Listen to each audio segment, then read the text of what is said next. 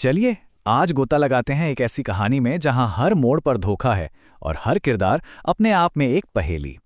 सुरेंद्र मोहन पाठक का classic thriller 5 दिन।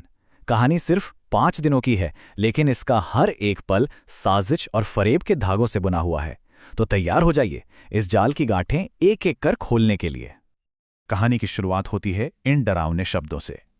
ये सिर्फ एक क्लाइंट की मदद की पुकार नहीं है, बल्कि एक ऐसे चक्रव्यूह का दरवाजा है जहां सच और झूठ में फर्क करना लगभग नामुमकिन सा हो जाता है। और यहीं से शुरू होती है 5 दिनों की एक जानलेवा दौड़। तो कहानी का पहला पड़ाव एक क्लाइंट, उसकी जान पर बना खतरा और एक जासूस जिसका काम है सच्चाई को झूठ के पर्दे से बाहर निकालना। तो मिलिए हमारे क्लाइंट मिस्टर सुधीर कोहली से, एक बहुत अमीर आदमी जिसके चेहरे पर मौत का खौफ साफ नजर आ रहा है। उनका कहना है कि उन पर 3 बार जानलेवा हमला हो चुका है और उन्हें डर है कि अगला हमला आखिरी होगा। मामला सुनने में तो काफी सीधा लगता है ना? पर क्या वाकई ऐसा है? कोहली का शक किसी बाहर वाले पर नहीं, बल्कि अपनी ही पत्नी चैताली पर है। उन्हें पक्का यकीन है कि चैताली उनकी करोड़ों की जायदाद के लिए उन्हें रास्ते से हटाना चाहती है। और यहीं पर एक पेच है। जासूस के पास सच का पता लगाने के लिए सिर्फ और सिर्फ 5 दिन हैं। घड़ी की टिक टिक शुरू हो चुकी है। अब जरा मामले की तह तक चलते हैं। ये 3 जानलेवा हमले आखिर थे कैसे? क्योंकि यहीं से कहानी उलझना शुरू होती है। ये कोशिशें जितनी जानलेवा थी, उतनी ही कह सकते हैं अजीब भी थीं। जरा इन घटनाओं को देखिए। एक भारी भरकम गमला गिरा, पर निशाना चूक गया। जहरीले नूडल्स बने, पर वो गलत पेट में चले गए। और एक काटी हुई रेलिंग, वो भी वक्त रहते पकड़ में आ गई। मतलब तीनों कोशिशें बुरी तरह नाकाम। लेकिन सवाल ये है कि क्या ये सिर्फ नाकामी थी या कुछ और देखिए, यही सवाल जासूस के दिमाग में भी खटक रहा है। अगर चैताली वाकई अपने पति को मारना चाहती है, तो उसके तरीके इतने अनाड़ी क्यों हैं? ये सब हत्या की कोशिशें ज्यादा लग रही हैं या फिर किसी का ध्यान खींचने के लिए किया गया कोई ड्रामा? यहीं से शक की पहली परत जमनी शुरू हो जाती है। जैसे ही जासूस कोहली की आलीशान हवेली में कदम रखता है, मामला और भी ज्यादा पेचीदा हो जाता है।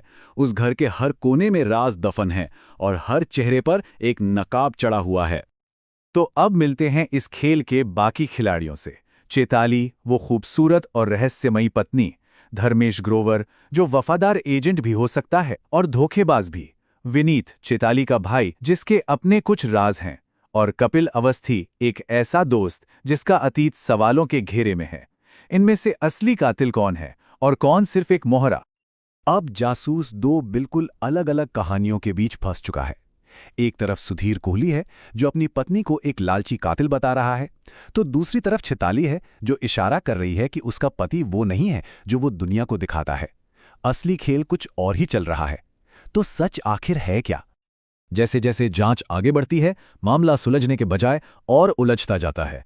नकली पेंटिंग्स का राज खुलता है, छिपे हुए प्रेम संबंध सामने आते हैं और करोड़ों के कुछ संदिग्ध सौदों का भी पता चलता है। सवाल यह है कि ये सब असली सुराख हैं या फिर जासूस को रास्ते से भटकाने के लिए बिछाया गया एक सोचा समझा जाल। और फिर तीसरे दिन सब कुछ बदल जाता है।